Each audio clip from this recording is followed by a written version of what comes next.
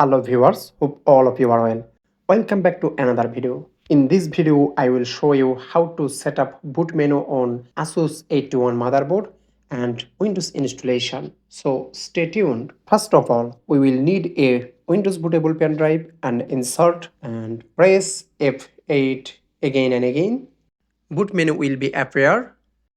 After coming this, if your hard disk or SSD partition style is GPT, you will select first one, I mean uefi pen drive.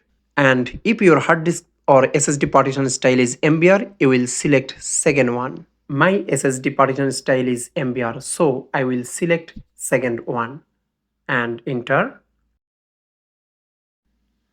Next, install Windows. I don't have product key. Select Windows, OK, and check mark OK. Here you see, this is very important part. Here my SSD is showing all the partitions. I have a problem with my SSD, so I have taken a data backup and I will delete all the partitions.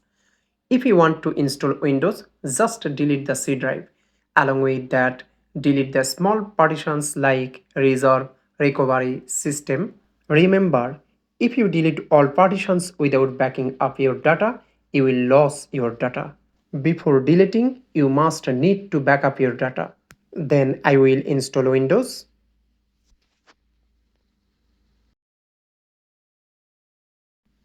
After restarting, you will remove your pen drive.